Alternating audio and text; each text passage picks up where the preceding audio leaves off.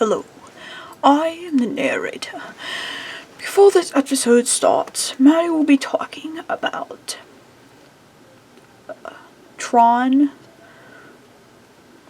and there may in fact be spoilers. So, keeping that in mind, let's show begin. Good morning, everybody. My name is Maddie, and today we're going to be talking about the movie Tron. So, more specifically, the grid. So in the movie Tron Legacy, if you go into an old arcade game building, there is a secret entrance behind one of the Tron games that leads to a room where you can be teleported to the grid.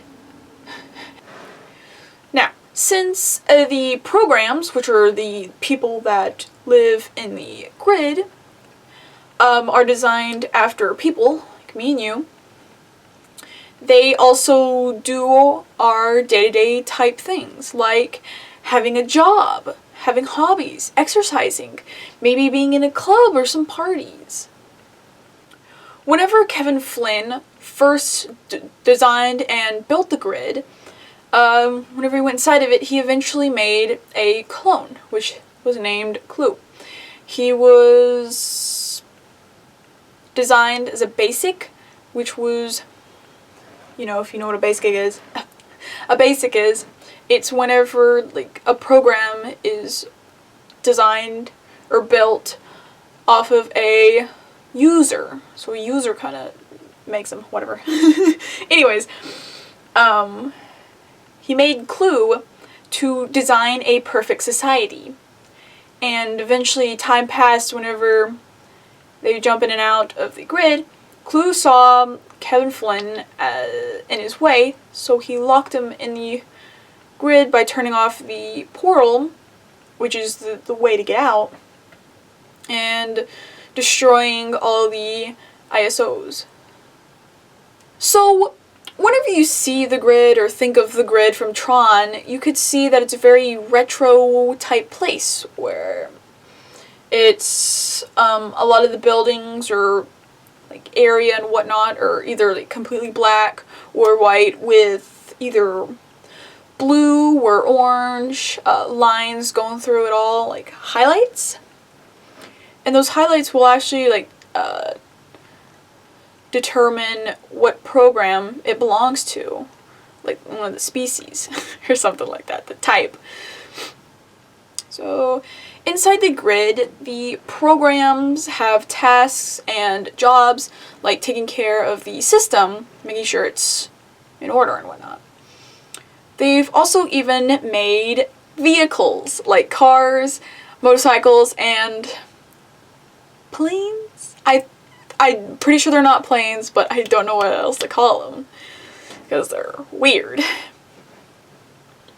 So, here we go. I'm about to tell you almost the entire movie in a single paragraph. Ready? Here we go. In the movie Tron Legacy, story goes a little something like this. In the beginning, Sam Flynn was a little kid, and he grew up learning and hearing so many stories about the grid, and, Clue, and Tron, because there's an actual little character. And then soon his dad, Kevin Flynn, disappeared. So whenever Sam grew up, he was much older now, he went to the old arcade games where him and his dad used to play. Eventually found that hidden room behind one of the games, went in and got into the grid, and as soon as he ran out the doors, he was immediately caught and was put into gladiator type games. So he had to fight someone to the death with his discs and then fight to the death with his motorcycle. And then he was then eventually rescued and brought back to where his dad was hiding. And after so much talk and catching up with each other, they came up with a plan to escape while the portal is still open. because without it, they're still stuck in the grid. So,